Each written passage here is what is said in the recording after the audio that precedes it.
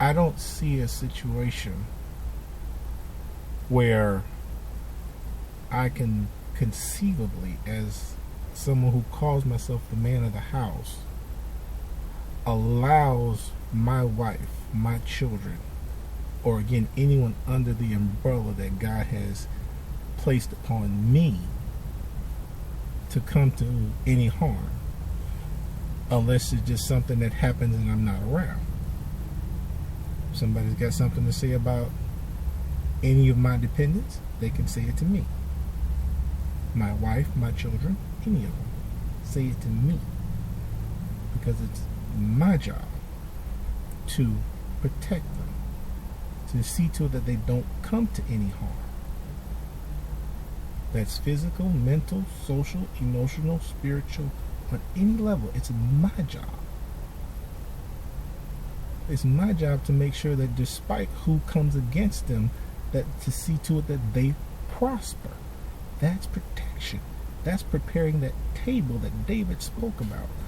That's what it means to be a protector of your family. And the fact of the matter is, not enough of us do it.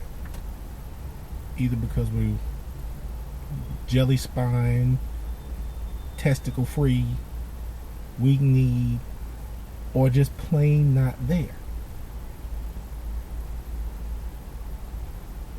But the coolest part about being daddy, to me, one of the coolest parts, comes with the rest or the final stanza of this song, when he says, "I will anoint my head with oil, my cup runneth over. Surely goodness and mercy shall follow me all the days of my life, and I will dwell in the house of the Lord forever." That, my children, is being a pastor to your children. Their spiritual guidance is in part on their mother, but mostly on me. Not my pastor, not my mother, not her mother, not granddaddy, me. My job is to train them, as the Bible says, while they're young, so that the foundation is laid when they get older. Go out into the world, see what the world is about, and say, okay, my daddy taught me about God and how God guides me through situations. How God's grace covers me and keeps me from going too far left or right. That's my job as the pastor of my house, to make sure that goodness and mercy go with my children wherever they go. But the interesting thing about David, when he penned this, goes all the way back to the title. Because, and I know people are saying, well, fathers do all this now. Real fathers do all this now. True, but this is the difference. When he said the Lord is my shepherd, he made it personal. He's my shepherd, which means there's a bond there that wasn't there with any of my earthly father or father figures or older brothers or anybody. There's a bond there that says you and I have a thing together.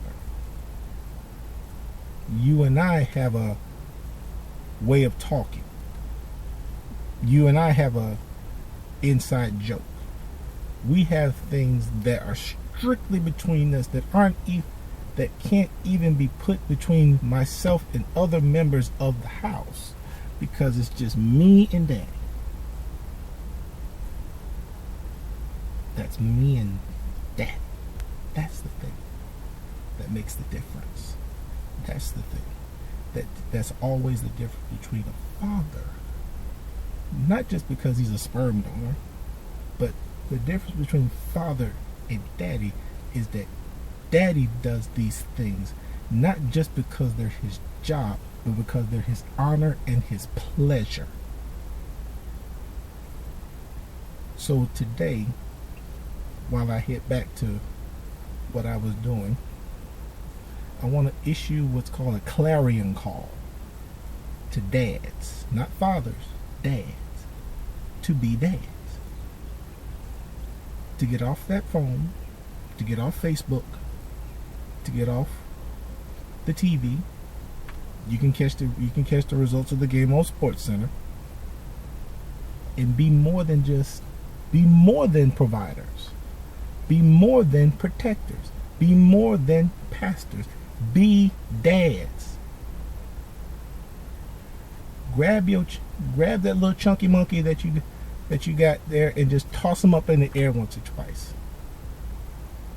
Grab that pretty little girl and just run, and take her out in the front yard and just run her till she can't run no more. Run her till she fall out. And if you can't do any of that, start a tickle game.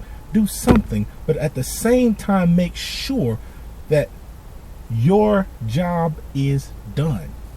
When your children go to sleep, they want to go to sleep saying, I am resting under the protection and provision and pastorship and personal relationship of my daddy.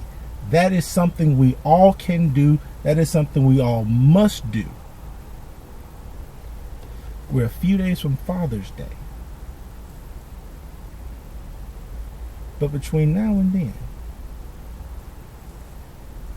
ask God, how do I be a better daddy?